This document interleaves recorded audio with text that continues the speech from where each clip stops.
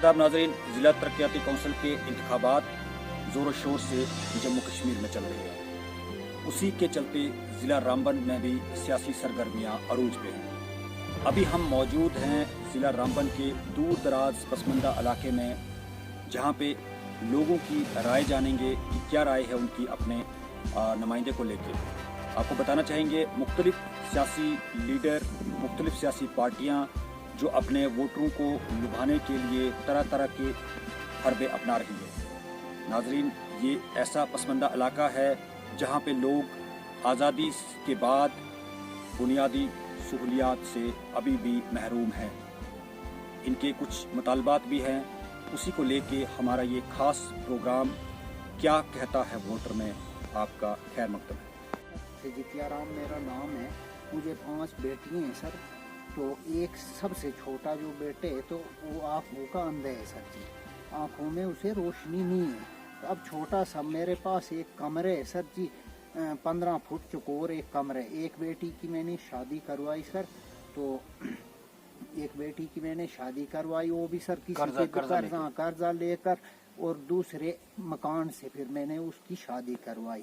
तो बहुत बार बहुत ब्लॉक तक भी मैं गया सर, आगे पीछे एक दूसरे को बताया भी सर कि मकान नहीं है मेरे पास, कुछ नहीं है।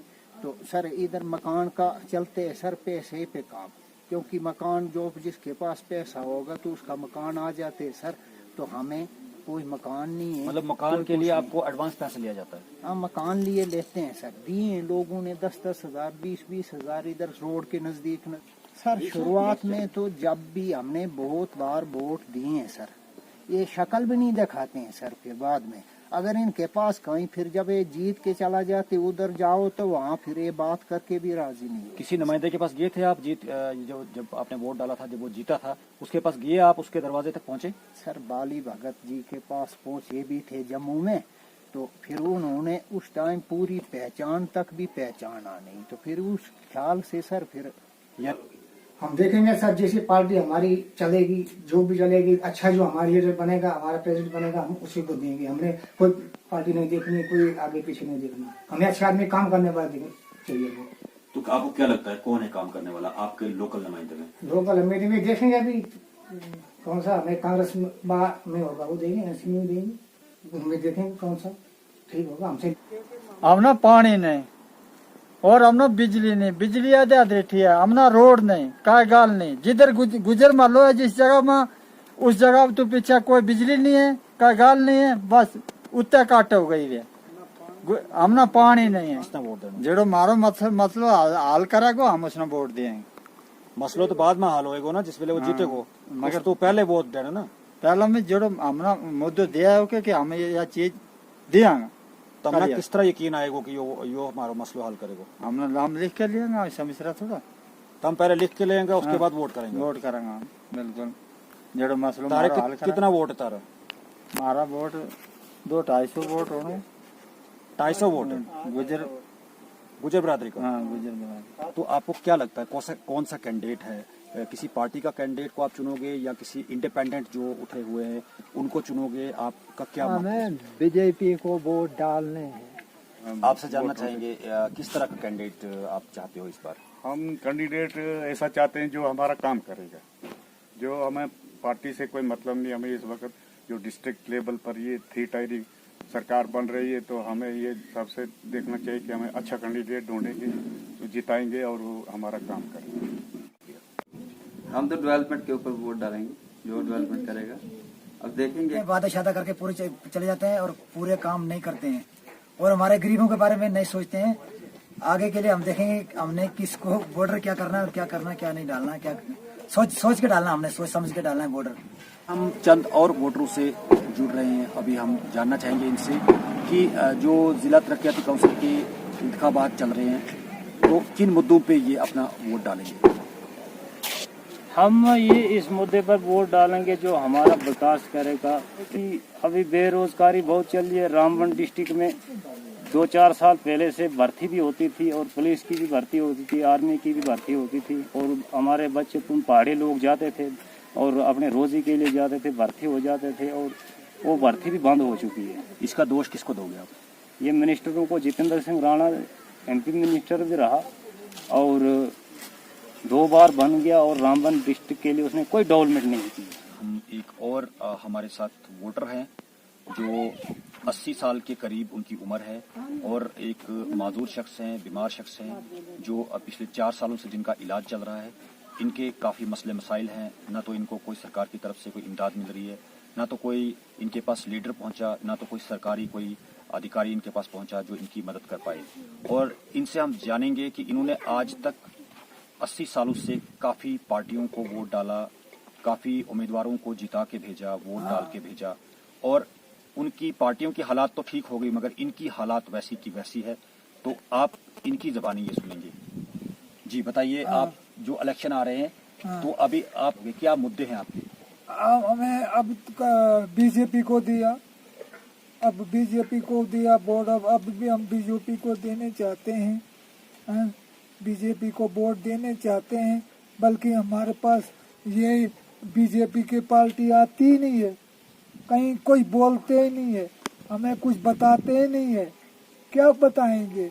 हमारे बच्चे जो हैं ये 40 साल के 45 साल के, इनको पता ही नहीं है कि क्या करना है। हमें उम्मीद थी कि हमें बीजेपी को वोट देंगे, बीजेपी बनाएंगे, अच्छे रहेंगे। आप अच्छे रहे? अभी नहीं।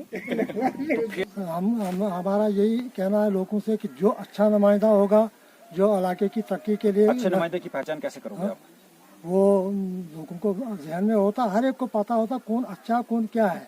तो लेकिन मैंने सबसे यही कहा कि किसी मजहब के पीछे, किसी पार्टी के पीछे, किसी चीज के पीछे नहीं जाना। आप जाना को अच्छा नुमाइंदा हमारा होगा उसका साथ दो, चाहे वो पार्टी का हो, चाहे वो इंडिपेंडेंट में हो, चाहे किसी भी तरह का हो, उसको दो। क्या मुद्दे हैं आपके? मुद्दे सर हमारे यही है, सबसे बड़े मुद्दा हमारा ये है कि यहाँ हमें पहाड़ी एरिया है, यहाँ हमें स्कूलों की जरूरत है।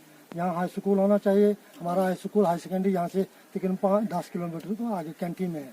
और हमारे जो प्राइमरी स्कूल्स हैं ये बलवान सिंह जी, आप कितनी कौन सी क्लास तक पढ़ा है? 10th पास सर। तो आप क्या काम करते हो? ये मजदूरी सर, बेरोजगार।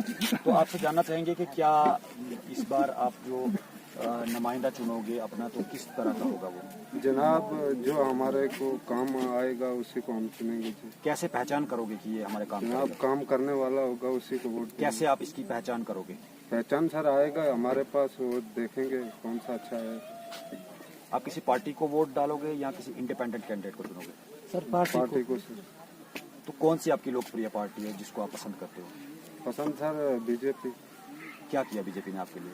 बहुत किया सर हमारे के लिए, मगर वादे किए सर, काम पूरे नहीं किए। डेवलपमेंट के ऊपर वोट डालेंगे। तो आपको क्या लगता है डेवलपमेंट कौन करेगा?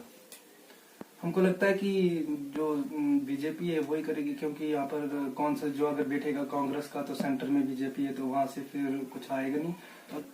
ये सेंटर का इलेक्शन तो नहीं, जिला का इलेक्शन है। तो आपके एरिया में ऐसा कौन सा आपको नुमाइंदा लग रहा है कि जो आपको आपकी जो मसले मसाइल हैं जो बुनियादी उनको जो है आला हुकाम तक पहुंचाएगा? कौन ऐसा लग रहा है आपको?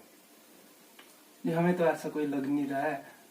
कोई एक है जो हमारा कैंडिडेट है, रहने को अप्रोच लग रहा है कि ऐसा वो डेवलपमेंट कर पाएंगे, तो उन्हीं को हम सपोर्ट करेंगे। तो सर जब भी सर इलेक्शन आते हैं तब कोई न कहीं से आ जाते हैं सर इलेक्शन वाले सर।